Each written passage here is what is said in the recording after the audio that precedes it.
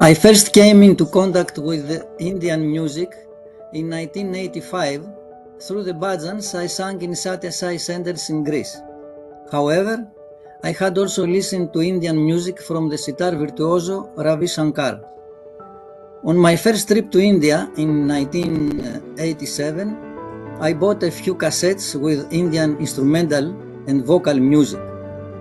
Listening to it, I had the feeling that it enchanted me, healed me, and also helped me in my spiritual development. Today, this collection of cassettes and CDs is more 1,000. I have performed Qawwali at Indian International Center in Delhi, participated in the Island Tourism Festival at Port Blair twice, presented my book at the JNU University in Delhi, and sang bhajans at the Chinmaya Ashram in Mahabalipuram and the new Ram Mandir in Ayodhya. We have completed the translation of my book on Indian music into English. The book is ready to be printed. What I'm looking for is a publishing house that can properly promote it worldwide. Prime Minister Modi ji himself requested it when we met in Greece.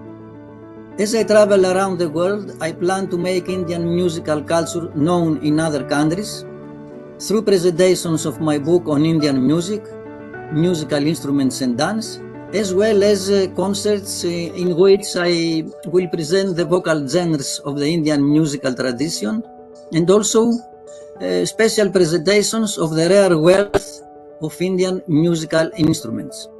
I am also planning to create a museum on Indian musical instruments with the 200 Indian musical instruments I have collected in Athens. It will be the first museum dedicated exclusively to Indian musical instruments outside India.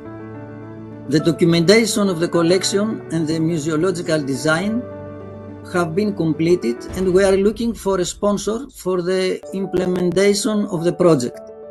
We want it to be a grand, impressive museum because Indian music itself is grand and amazing.